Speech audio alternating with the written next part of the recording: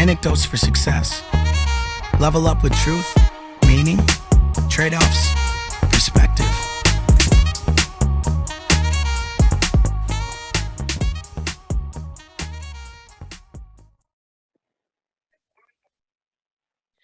All right, tonight we have Mr. Adam Shoup. Adam is another one of my Twitter acquaintances that we've had a couple talks on the phone, and we've communicated through Twitter. And I know you and I battle about it a little bit. I think it's the most wonderful platform for building relationships. And here we are. Adam, welcome. Glad to be here, guys. I appreciate you guys bringing me on. It's going to be a good one. I think so. Why don't you start out, Adam, by just, free reign. Tell us about yourself. Okay. Yeah. So I grew up in Washington State and was there for about 18 years. Well, yeah, graduated high school. And then when I got to about college time, I was this average guy. I played sports through high school, all those things. Oh, sorry about that. And then moved down to Nevada for college. Spent a little bit longer in the university than I probably should have, but I think there's a lesson in that. I got to school. Sorry, guys. No, go ahead, man. Don't worry. Had some trail mix before this. So I got to the University of Nevada. Started studying political science and international affairs. Quickly realized that was not going to be the route I wanted to go. I was told that, I think my second semester that I would have to do grad school if I really wanted to progress with it and, make something of it. So I kind of pivoted, floundered for a little while, knew at that point I was like, okay, I'll go to business, I'll figure something out. And then I was kind of one of those kids that, knew I wanted to go to college and find a route that way, but didn't really know what I wanted to study. So I ended up taking a year off of school. I started a meal prep business, took a loan out from my parents, started a meal prep business. Did not last very long. I was just too young and not really, I guess young isn't the way to put it. I just wasn't focused enough at that point in my life. I was still, wanting to do the casinos and the bar nights, and I wasn't really all in on the business plan. So that business model, which I believe could succeed in the right environment, it failed for me. I lost some money. Ended up, paying my parents back everything I borrowed.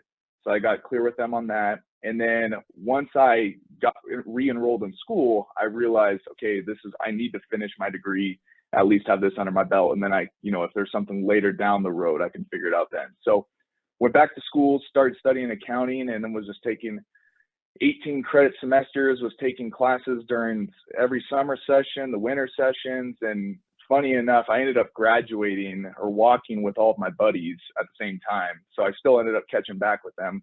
I did have to take 2 classes this semester after I technically walked, but at that point I'd already secured a full-time job and with an accounting job, so everything was fine.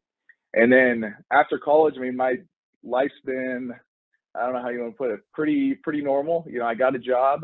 I've been working, I started with a gaming company in Reno, Nevada. I was doing accounts receivable for them. I was there for a little over 2 years. Then I switched over to AIG and have been doing tax returns. So currently I'm a tax accountant working in, they have a low income housing department where I'm doing all the returns with their partners within.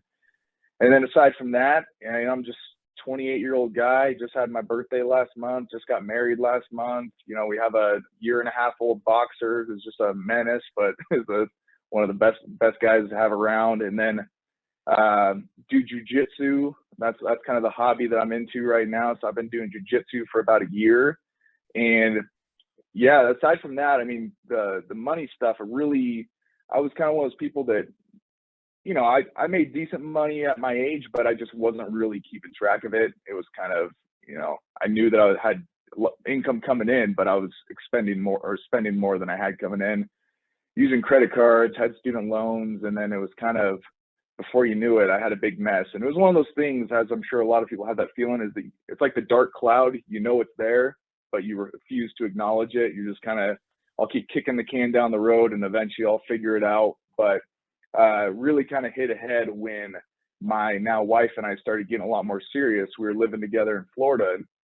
I'll never forget the conversation. We were in our small 600 square foot apartment in Tampa, and she was wanting to buy something. And I basically was telling her, like, I don't have any more room on my credit limit and I don't have any cash. And so then we started having, so I basically, in that night, we sat down on the couch. I opened up my bank account, my 2 credit cards I had at the time, and I just showed her. I said, this is what I'm working with right now. And it was kind of one of those conversations in my mind that, it can go one of 2 ways.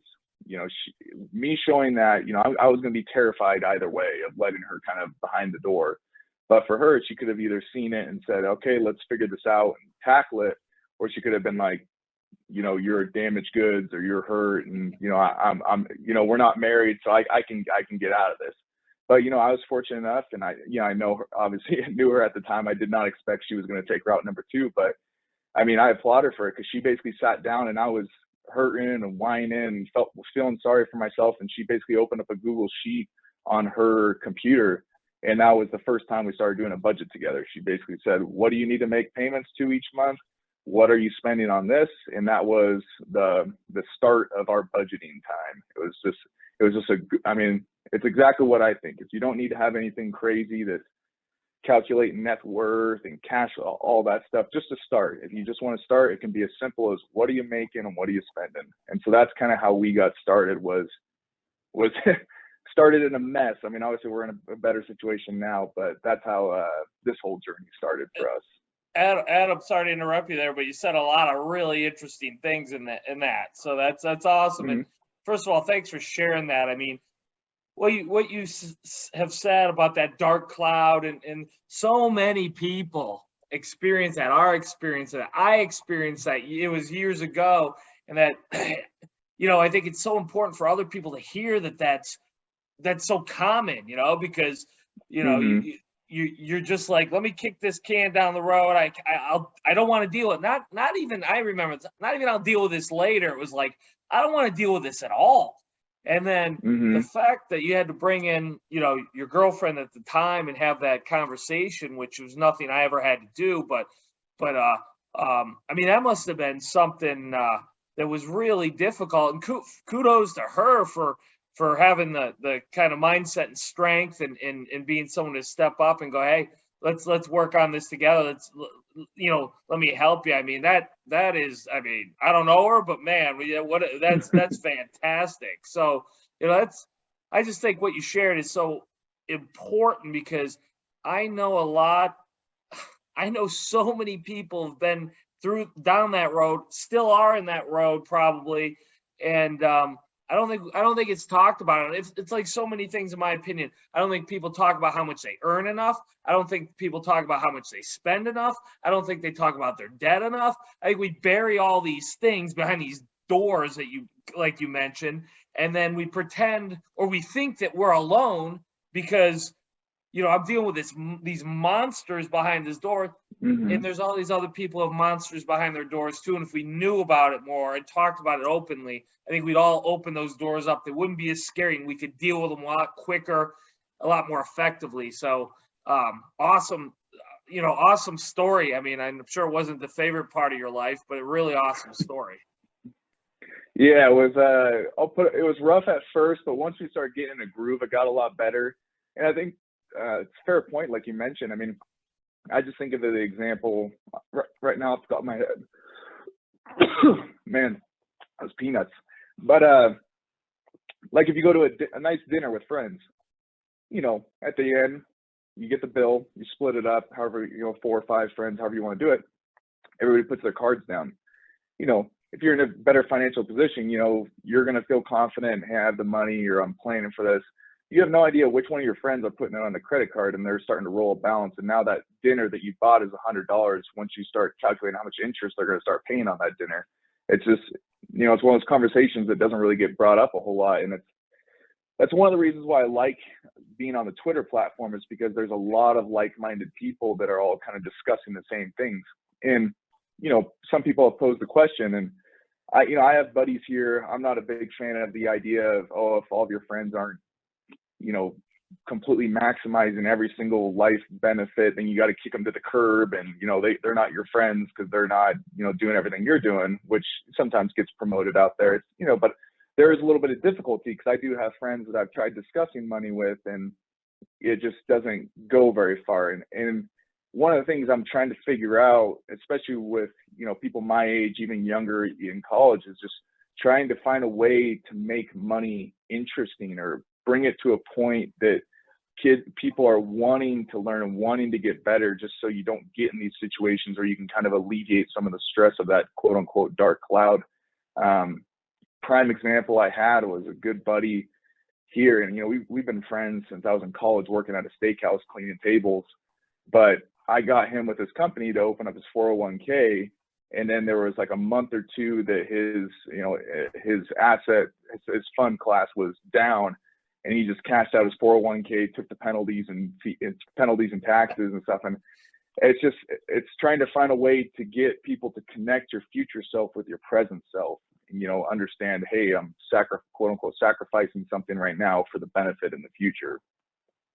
Yeah, no, I agree. It is difficult, and that's frankly one of the motivations for this podcast Paul and I kind of had, and one of the motivations for me even getting involved. Paul and I talk about his class a lot, and me getting involved there. It's this need to have these conversations that aren't happening enough, and it's a challenge. And you're not the first person we've had a similar conversation with. It's like we all not all of us. There's people who recognize how important it is.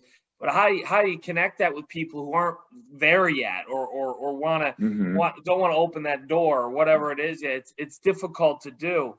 And I'll be the first to admit I don't have the answers. I mean, I think there's some things that work, but it's definitely hard. Even I wanted to comment though, even for you, Adam, with an accounting background, and from a theoretical standpoint, that these are the right decisions to make, or whatever those are, and you obviously had yourself in a situation where you were doing things probably more different than you are now, and it just goes to show how easy it can be to kind of fall into those lifestyle decisions, which lead to this, here eventually you're going to pay the piper, right? And when you're doing it on credit cards and high interest spending, you're going to pay more. And I'm reading a book right now. I can't even think of the name of it. I've been reading it for the last 3 days here. And the one of the things that I've always had trouble putting into words, but reading this book, it was actually today I read it. It hit home. It hit me like a ton of bricks. It was like one of those aha moments. Now I know how to put it into words. People for years, Adam, I've been spending way less than I earn. And there was times years ago, I wasn't earning hardly anything. So I was truly, one of these just spending on necessities. And, I could tell you some stories that make you laugh, but, I was one of those people, and then it became a habit. And then even though I earn a lot more now than I earned then, I still spend less than I earn. And what I got from this book today was, when keeping that money, when not spending that money, when saving that money, whatever term you want to use, I'll use saving. When saving that money is more pleasurable than spending it, is how you create the habit. And I've never thought quite in those terms. That's where I'm at, because I'll say to people, I get this a lot. Well, you can afford that, or you can afford this. And my instant reaction is, well, just because I can afford something, what's that have to do with whether I valued it enough to buy it? It's like a foreign language to me, because I've been doing it so long.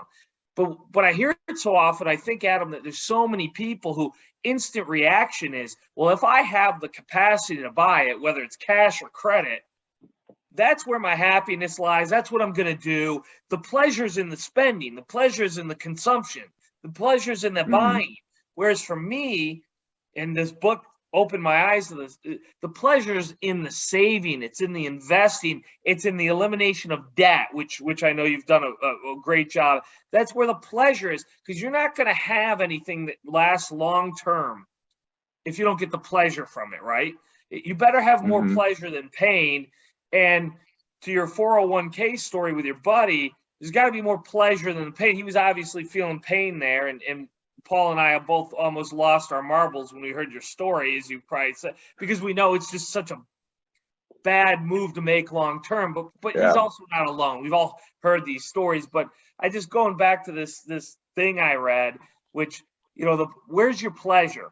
And for me, my pleasure's in no debt, investing, saving, whatever it is. It's not in, ooh, look at the new iPhone I have, or ooh, look at my fancy car, or ooh, look at my new watch, or whatever it is. And anyway, I wonder what your and Paul's reaction to that is. You want to go for it, Paul? Oh, you go first. You're the guest, then I'll chime in. Yeah, I mean, and I think with it too is that I'll relay it back to the Twitter stuff is, you know, if somebody was to enter that environment and see what people are doing and, you know, savings rates excess of 20%, some people I've seen, you know, 60, 70% savings rates, which are just insane.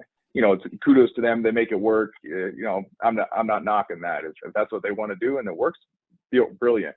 But it's just when you're trying to right the ship and, you know, clean up some messes, it's, you know, it's okay to start small. Like you can start with saving, you know, spending 5% less than you make. You know, obviously people would want that number to increase. I would prefer that number be higher, but it's like you can kind of, to alleviate some of that initial pain of being like, oh my gosh, look how much money now I can't spend because I'm saving and investing, and you know, I still don't fully believe or understand what the, you know, what the value is in it.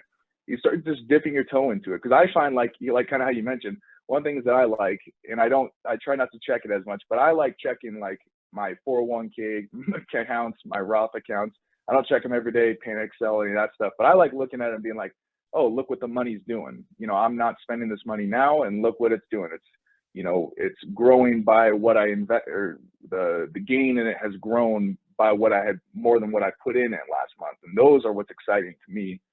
And so, yeah, I mean, I do think like that pain and pleasure receptors of with the money, it's some of those things just have to get rewired. And, you know, I was a good example that I was spending way more than I was making. So for people who are, you know, new to it or wanting to change, it's, you know, small change is better than no change. I'll put it that way. And I'll preach that to the end. Paul, I know you're going to jump in here, but real quick, Adam, to your point, this book was talking about starting at 1%. To your point, I mean, just again, you don't have to start big. You don't have to. My God, can you imagine telling someone you got to get to 60% when they've been spending more than? I mean, there's just those aren't realistic goals. It was just what you were saying, Adam. This guy's talking about 1% just to start forming the habit, and then as you can up it to 3 and 5, and in a way you go. But I'm glad you mentioned that, because that's a great point. This isn't about knocking everything out of the park day 1 or day 30 or whatever. These things take time, but you got to start the habit. So I'm glad you said that. Go ahead, Paul. I'm sorry. I love these stories. I put a thing up on the whiteboard. I don't write much on my whiteboard at school because I'm not a very neat writer. But I put the 2 absolute signs for mathematics, you know, like when you put the 2 bars around a number, I don't like absolutes. And I have, you know, you talk about the credit card stories and what people are doing. You don't know how much debt they have. Then you get to the money Twitter guys that are 25 years old and tell me they save 60-something% of their money and everything's going to be great and they're going to retire early. I don't like that either. I'm 49 years old. I've been a teacher. My wife's a school counselor, and we have 2 kids. Second one's almost out of college, debt free from college. I mean, some their own doing too, Matt. We had Jenna on a while back, and Adam, my wife's retiring in January at 50, and it's not to do nothing. It's just because we are independent enough where she can have the freedom to go work on what's important for her and continue working. And Matt and I have this conversation all the time. We live our life. I mean, Matt and I both have grown children now, experienced a lot of stuff, and we have the freedom to pursue the jobs we want to do, not just have this absolute savings value and store everything away and worry about the market every day because someday we don't want to work. Like, we're the opposite. We keep working because we love what we do. Like, I don't think I'm ever gonna, I can't speak for both of you. I don't think I'm ever going to really stop doing things. Mm-hmm. Thanks to Matt, the last few years, I'm probably involved in more than I've ever been involved in my life, where a lot of my teacher friends are just counting down the 4, 5, 6 years till they can just do nothing. And I don't see Mm-hmm. the happiness in that, guys. Am I wrong?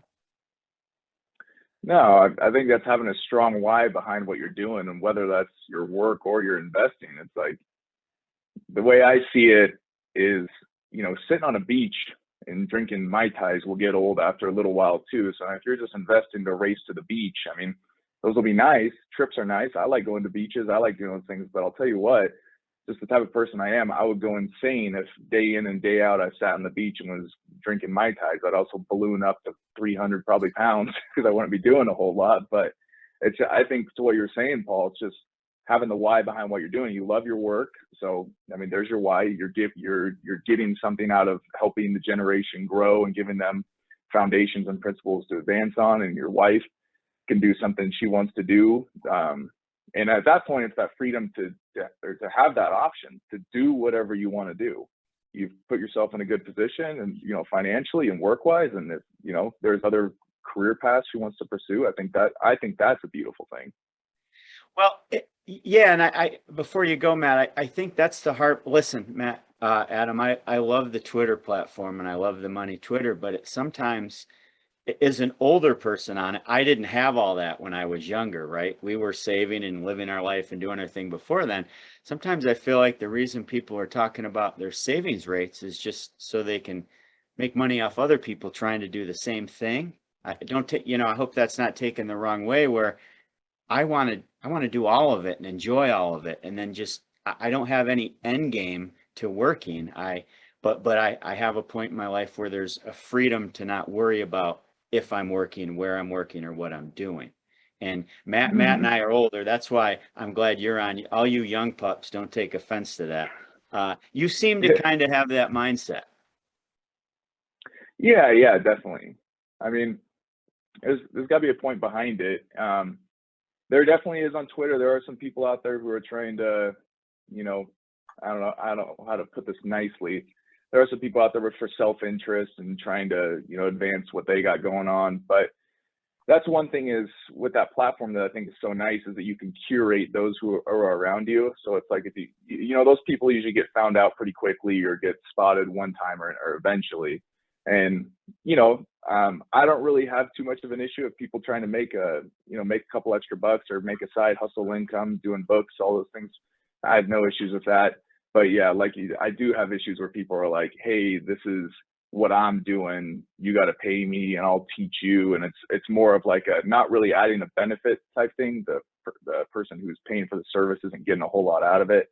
But luckily, I think there's a lot more people who are there to help and get other people, more knowledgeable on the subject than there are people who are trying to, grift.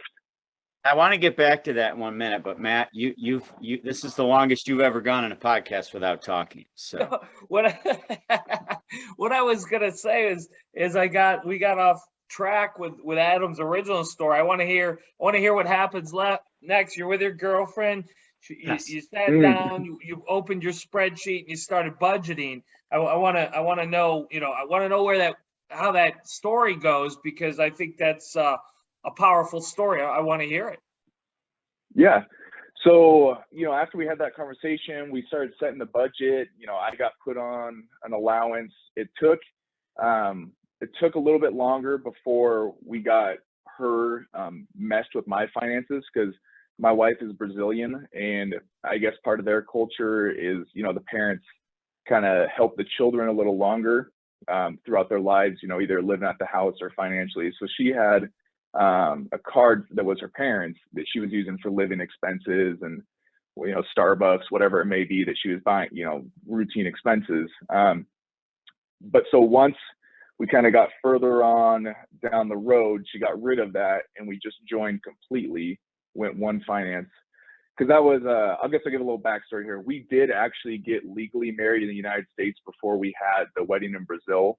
So we got married in the courthouse in Tampa last April. But so once we had the courthouse wedding, then we went full on. We're one team. We're going to figure this out.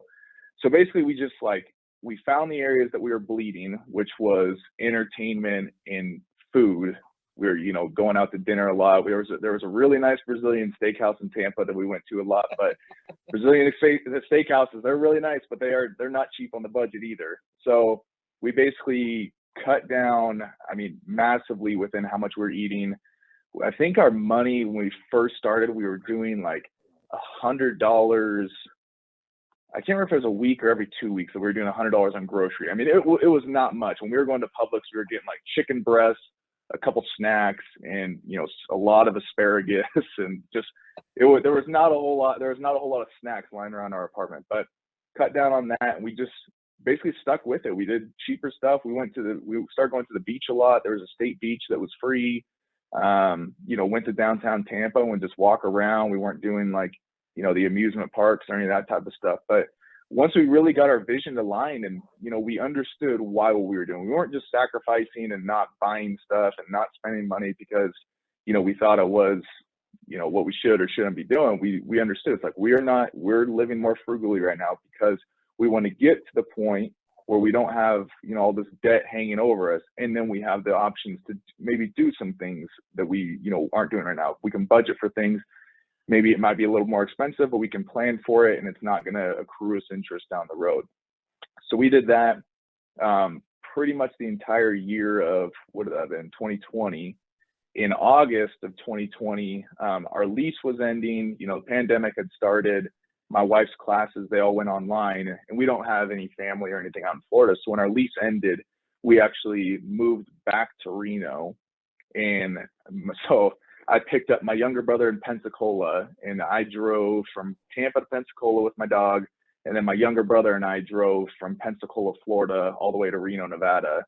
And that was a little bit of a haul. And then my wife flew the next week after because she had to finish up her internship in Tampa.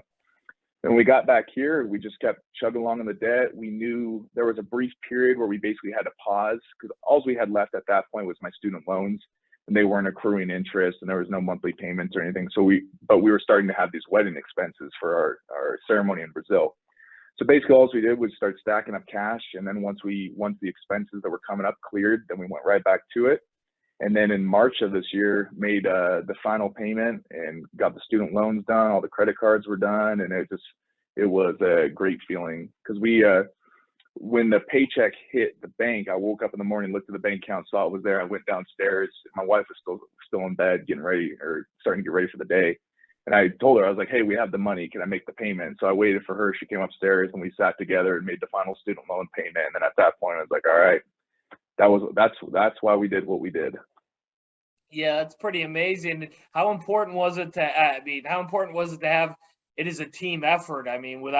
Without your wife knowing and being a big part of it, I can't imagine would it even have been possible. I have a hard time imagining that would have been possible, especially with running joint accounts, because yeah, the analogy I can think of how that would have gone is that, we would have been someone would have been in one end of the boat, shoveling the water out of the boat, and another person would have been drilling a bigger hole on the other end. So you'd be, yeah, that's how, so I don't know how it would work if both people weren't on the same page. Well, so you get to that point, and here's a common problem I see when people kick that, do what you guys did, which is just a fantastic story, and kudos to you guys. I've seen this and where they start drilling that hole, as you put it, back in the boat again because, oh, we're debt free now. It's off to dinner. It's off to, this trip and that trip. How do you guys stay disciplined? Well, it's just doing the budget, checking in with each other, but our number is about $100. If there's going to be an expense, it's unexpected. That's kind of the amount that we, discuss. Like, hey, I got to buy this. It's $120 or something like that, and then we kind of retroactively go through the budget and figure out what we need to do. But it would probably be about that. We both understand now spending less than you earn, which is obviously a huge part of it, and getting her on the same page with like the investment goals and why we're doing what we're doing. I think it makes it a lot easier. There was definitely that breath of fresh air when it was all done. It was like, oh, thank God this is over. But I could definitely see how you kind of lose the foundation of what you were doing, budgeting, living on less than you earn, those types of things to get out of debt. And then once you're out, I can definitely see how it's like, all right, blue skies now, no more budget, no more any of that. And then you might find yourself in the same situation, a couple months, years down the road, however long it takes.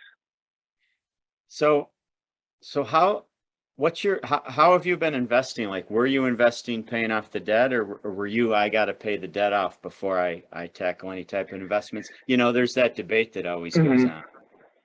Yeah. So with that debate, when we were going through it, I wasn't doing anything to my Roth IRA. I wasn't doing any, brokerage funds. The one thing, if I could change, going back, I would have still taken my 401k match and done my 401k contributions. That would be the only thing I would have done. However, during that period, yeah, there was no investing going on at all. It just, I get into that investor pay off debt. And for me, it's like looking back, my student loans were at 0%. And it's like, I could have put in that money in the market and seen what would have happened to it. Some people had suggested, oh, well, why don't you just create a separate account and invest what your payments would have been in?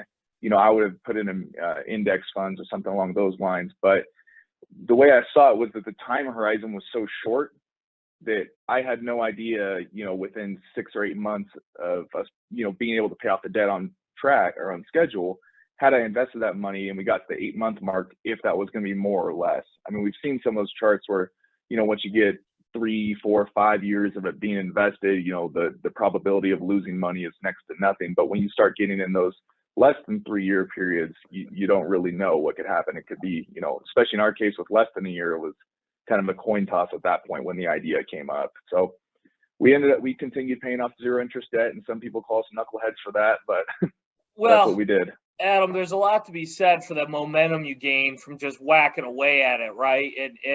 And you can do the math on it all day long, and like you're just discussing, but I'm not sure you get there without that momentum, without that drive and that focus, kind of a Dave Ramsey approach, if you will, to just get rid of it, pay it off, and some of those kinds of things, which I think there's a lot to that based on the psychology of it.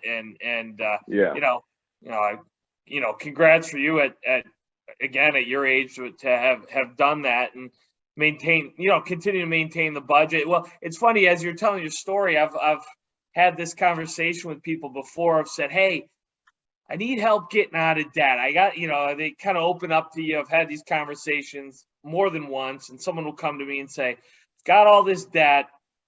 How can you help me get out of it? And I said, yeah, I can. There's two, you've got 2 choices. I would recommend a combination of the two, but you have 2. You can reduce your expenses, or you can increase your income. And they're like, well, I can't reduce my expenses. Everything I have, I need. Everything I pay for, I need. And then I'll go, okay, well then, can you get a second job? Can you make more money? How are you going to increase your income? Oh, I don't have time for that. I coach soccer, and I already work 40 hours a week as it is, or whatever they tell you, and you go, well, those are your only options. You got to reduce the expenses, raise the income, and if you really want to do it, you got to do both. And it's just funny that it's the most. I mean, it's basic. There are no other options. There is no magic tricks, folks. There's no here, let me tell you over here what the real trick is, where everybody else can't hear me. That's it. And you don't have to do both. You can do one or the other, or whatever the case may be. But I've been astounded the number of people who've asked me that question. I've given them that answer, and they don't believe me. They think there's something else there that they're just not aware of. So yeah, I think there's some other magic trick waiting. And there's not. And I just want people to know there's not. Those are your only 2 options.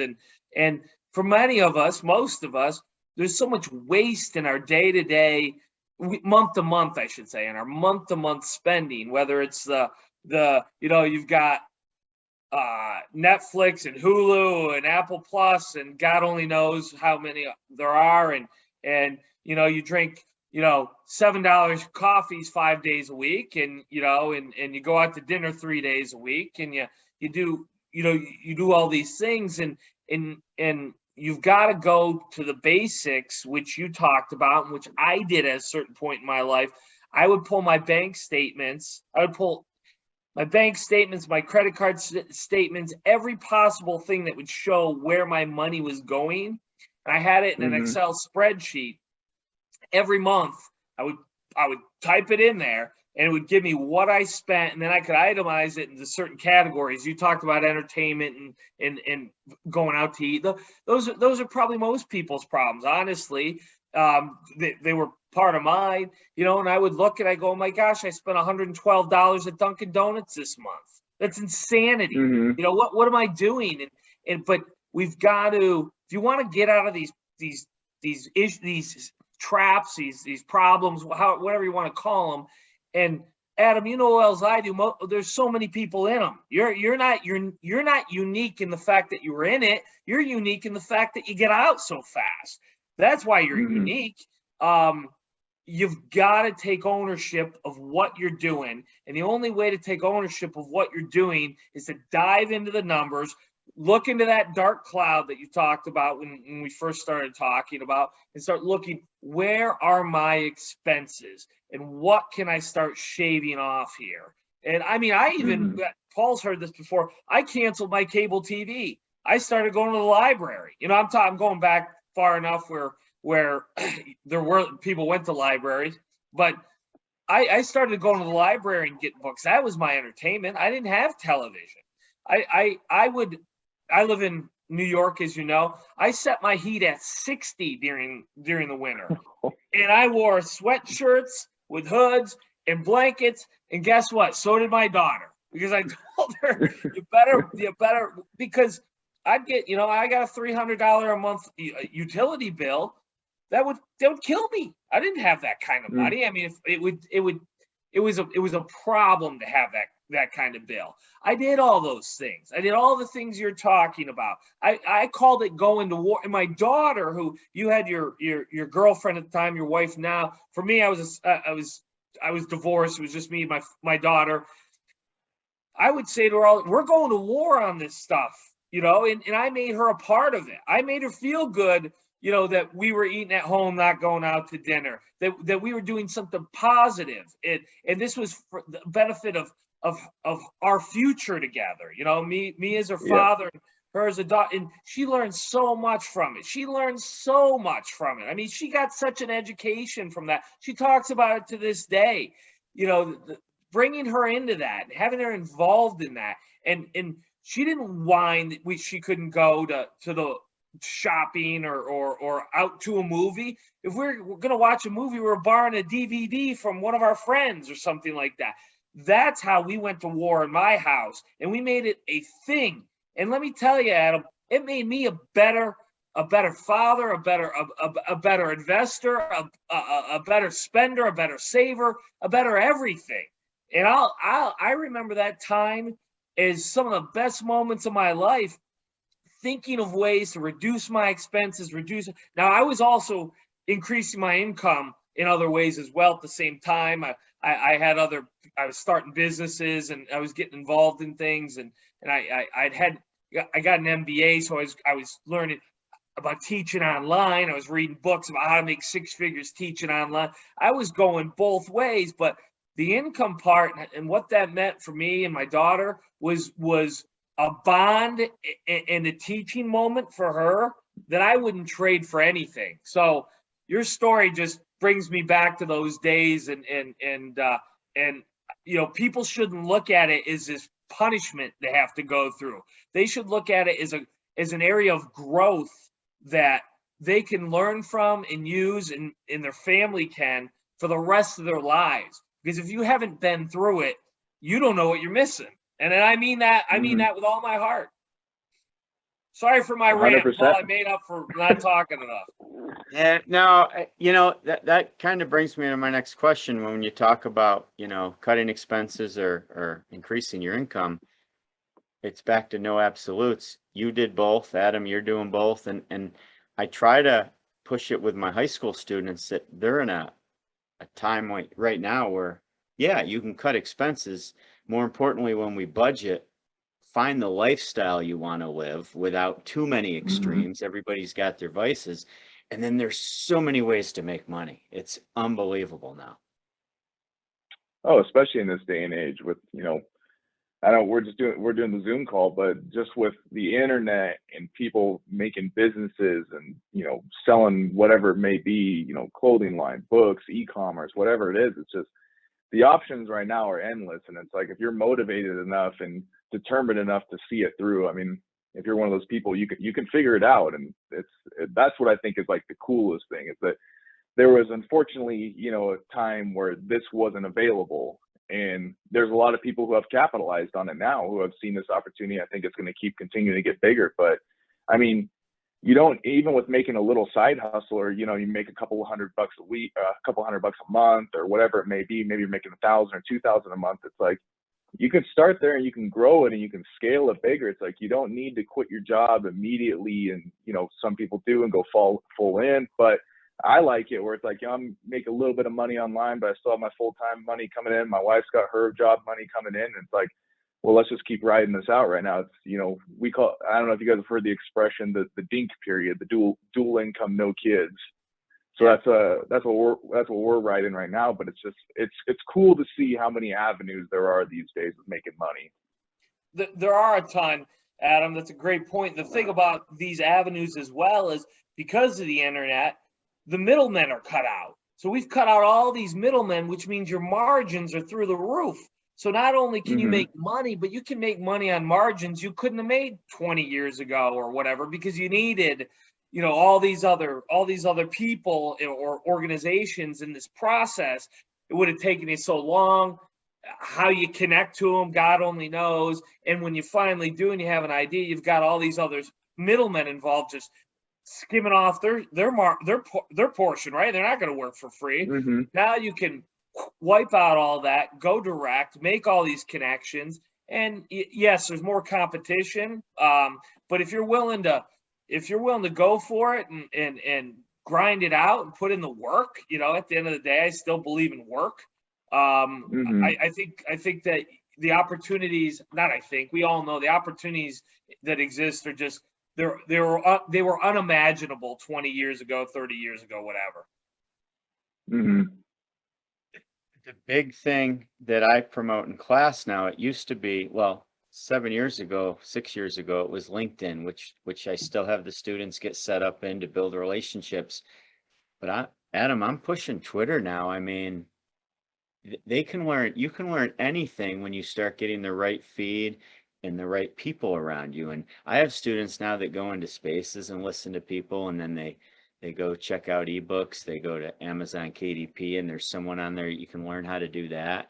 And maybe they don't stay online doing something online making money, but there's so many ways to make money you can learn by building relationships with people on Twitter. So maybe you don't use the platform for making money, but you use the platform to find people to help you make money, where it would have been a lot harder back in our day, Matt, to figure out where those people are. And I think Mm-hmm. I think it's the most powerful social media tool when you use it wisely. That's what I'm pushing Yeah. right now. I can't believe I'm saying it, because 7 years ago I would have been like, what? Yeah, So no, good. it's become a killer platform for networking too. I mean, and you'll see it. I mean, almost daily of people linking up or people meeting one another online or offline, whether it be FinCon or somebody's traveling to a city and they meet up and post a picture and stuff. And it's pretty cool to see that. I mean, I'm one of those guys. I still use LinkedIn and whatnot, but it's like Twitter is, like, in my mind, it's a different style of networking. I think it's a little bit more casual and more personable, whereas LinkedIn, it's like, not that anything wrong with it, it's just definitely a lot more of a professional type setting. No, and I focus on both. But I guess I should say the kids like the Twitter better because of how informal Yeah. it is. Yeah, But yeah. I'm like twisting their arms when I'm like, you got to post some content on LinkedIn, and they're embarrassed about it. I'm like, you just did 17 TikToks last hour, you know? Put something serious on LinkedIn. So, trying to figure it all out, but there's so many avenues. It's just unbelievable. And then you mix in your lifestyle and some budget decisions and work hard, and it's a superpower, all of this stuff.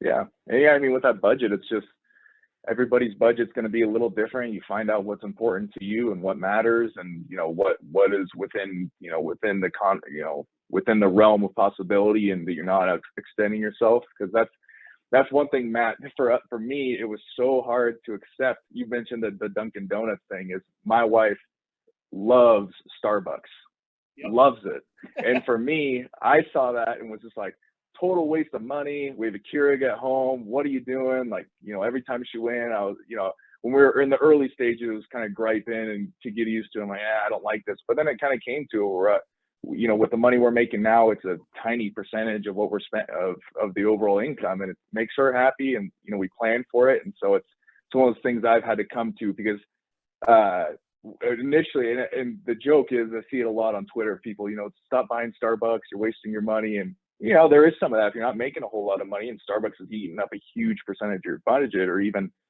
something more percentage higher than what coffee should be costing, then it can be a problem. But if you make enough money, you plan for it and budget for it, then. Adam, it's a great point, because I think it's so important that when people they hear this budgeting and talks like this, they think, oh, now I got to give up everything. It's not that. It's if Starbucks is that thing that just matters, and believe me, my wife, if she were listening, she'd be talking the same. She loves her coffee and loves those things. Those are the things you go, okay, we're keeping that. This has value. This matters. We're aware of it. That's one item that stays. Now we're gonna make it. We're gonna make a different sacrifice over here. We're gonna, instead of going out to dinner five times a month, we're gonna go out 4. Whatever it is, you start. Yeah. If you've tackled the numbers, you can make all those decisions. It's when you haven't tackled them and you're unaware, and those are when they eat you alive. That's when it gets out of control. But it's a great point. It could be Starbucks. It could be, I don't know, whatever, your favorite, bar once a week, or, whatever, as long as you have the kind of the guardrails to keep you in, and be aware of it. But it's definitely not, because, it's, again, if you're trying to do it and it's too painful and you're just like, I never get Starbucks. I love Starbucks. Now I can't. You're not gonna let. It's like that diet where it's like, well, all I eat is tofu and drink water. Well, how long is that gonna last, right? You're only doing it so long. It's the same idea, but you can definitely have those things that you love. Just manage the numbers, be aware, and make your cuts elsewhere. And you do. I went. I just remember this when I was talking about it. I had my garbage. They'd come once a week, pick up my garbage. It was $23 a month or whatever it is. I canceled my garbage. My parents live not far away. And I said, hey, I come to their house all the time. I'm bringing my garbage when I come. I'm throwing it in. I mean, I was like extreme. But there's ways to cut your expenses, is my point, without giving up your Starbucks. Yeah, definitely. Also, that's why sustainability is such a key with it. You cut everything to the bone, like you said, I mean, you're probably going to quit in a short time frame. But if you find something that works, I mean, you're much more likely to stick it out. I don't have the Starbucks, Keurig garbage, parents garbage story, but I mean, obviously, 100 years ago, I played college golf, and then I was golfing and had the memberships. And when we had kids, let's face it, the membership at a golf course was a big expense, right? And so people laugh. I literally built a putting green in my backyard, and I bartered an old riding lawnmower for a 2-cycle reel mower, and I was mowing that every day. And I might have went to the golf course once that year, but the family time on the putting green is insane, and as goofy as that sounded, that was kind of my coffee story, or my garbage story. I saved thousands that year, the couple years. And then next thing you know, I was more involved with my daughters and coaching and doing that stuff. And so whether something's an obsession or a bad habit or an expense, you can find a way to kind of have the best of both worlds, I guess. Well, I'm sure you had a lot of good memories on that putting green too. Yeah, I don't have it anymore because now I can just go 3 miles to the golf course. Because people Yeah. are like, why don't you bring that back? I'm like, why? You know how much work that was? Absolutely not. But just some people get the pleasure out of Starbucks. Like that's the whole point that I was talking about earlier with the absolute stuff. You got to find what's pleasurable and what you enjoy, and even what your vice might be, and it's okay. You can't cut it all out. Hmm. Like what's the point? So No, Yeah. but you better, Well, you're right, but you better understand you got to manage it like Adam is, or you're gonna feel some pain down the line. It's coming, whether you want to believe it or not, and it's going to be so much more painful than it had to be. And that's why I think the topic's such a good one, and your story is such a powerful one, Adam. It is coming. It isn't. You can ignore it only for so long, right? Reality will eventually set in, and if you can manage it sooner rather than later, and dive into it, and then you feel control too, right? I'll bet you anything, you and your wife or your girlfriend at the time felt a sense of control. Probably you more than her because she didn't know until you told her, but a sense of control in your life you probably hadn't felt in a while. Because I remember being so afraid of my finances, and then I finally decided to take command, and I felt a sense of control over my life that I didn't think I could have. hmm well, yeah, and that's one thing. It's true, like you mentioned. It's I feel like I probably was bearing a little bit more of the stress just because that debt was tied to my name, and she kind of quote unquote inherited it with me.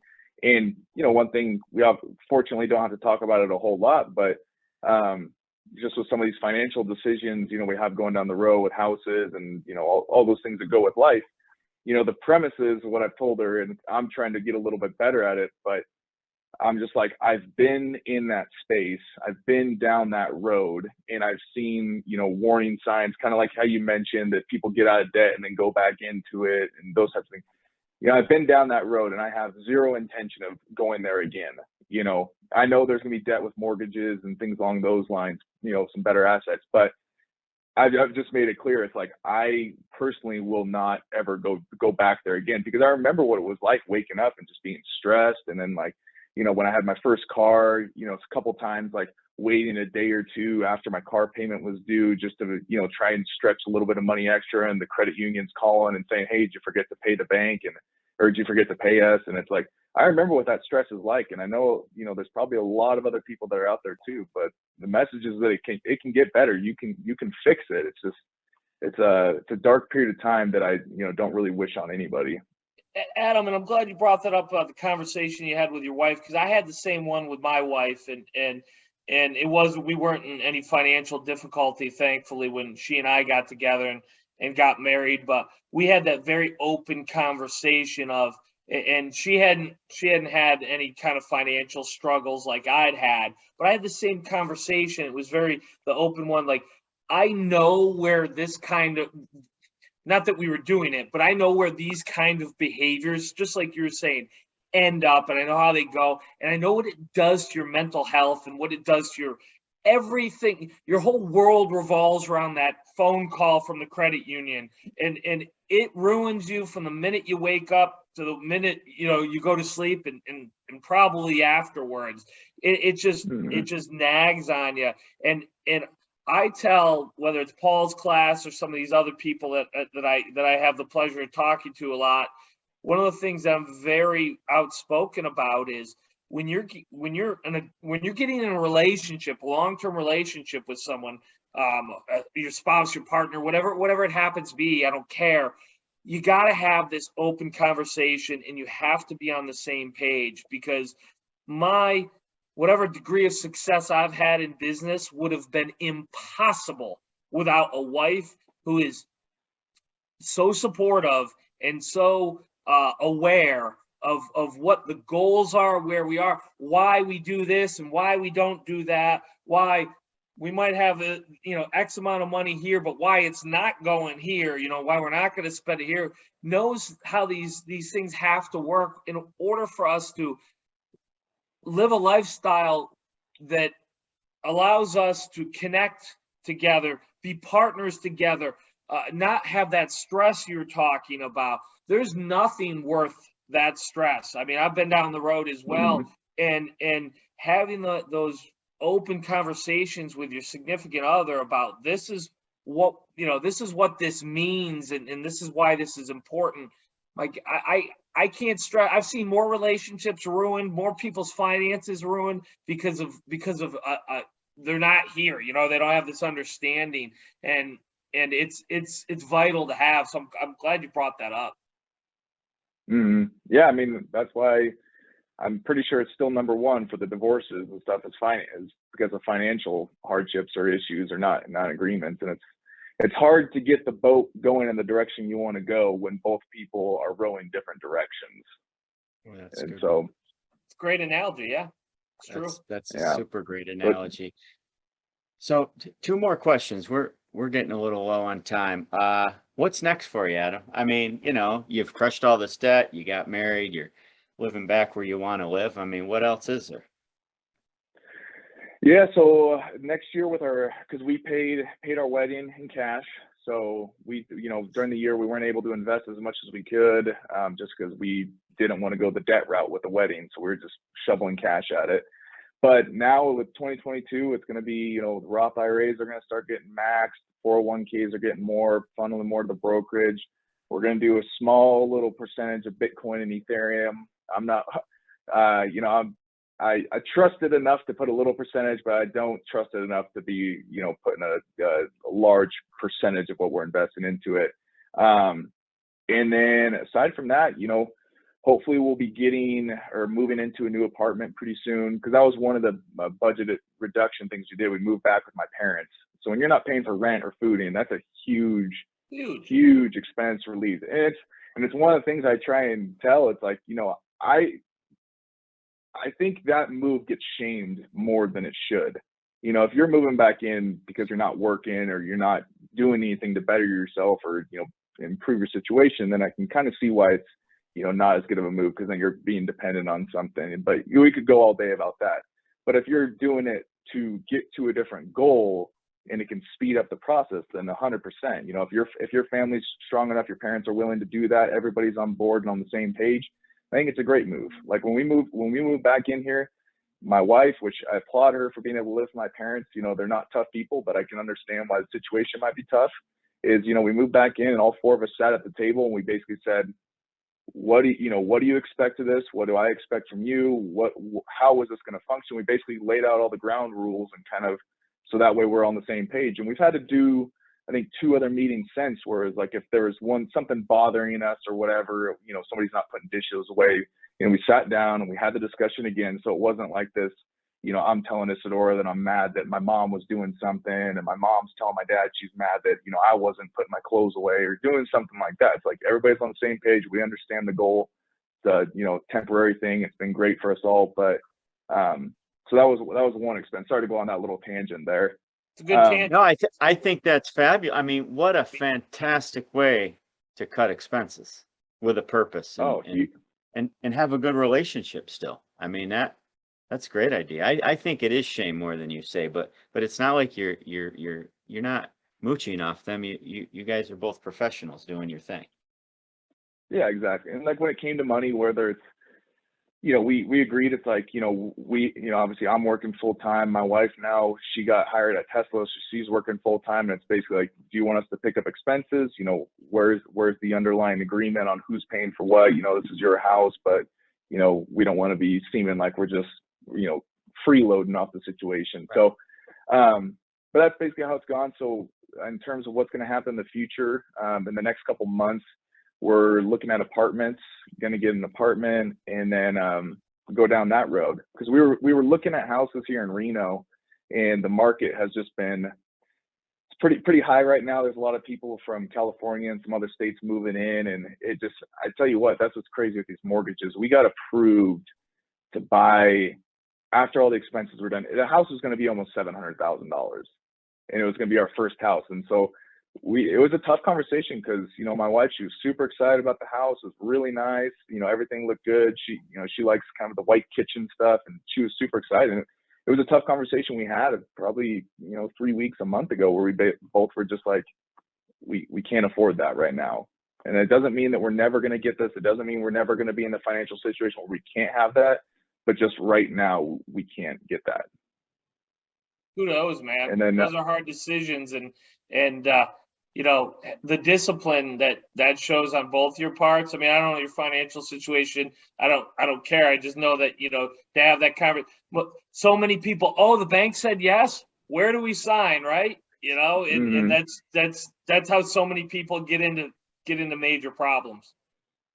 Yeah, definitely. So I'm very fortunate that, you know, my wife, she is the way she is. She's super driven, super motivated. If, you know, she understands the goal and the mission, she's on board too. So it's like, you know, now that we've been able to, you know, clear, you know, not that finances is zero concern, but now that we're on the same pages with finances, it's like, it makes it a whole heck of a lot easier when you both can see what you're doing and why you're doing it.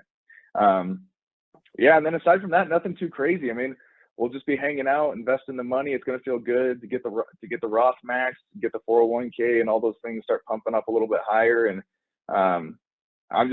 it's still sometimes hard to believe of where I was, you know, 2 years ago as to where it's now. I mean, 2 years ago, I was wondering how I was going to pay my Wells Fargo statement or pay the minimum balance that month. And now it's like, all right, we're going to, you know, pump $1,000 into the brokerage account this month. And it's like, that to me is like what's hard to believe, but it's what can happen if you take control of it.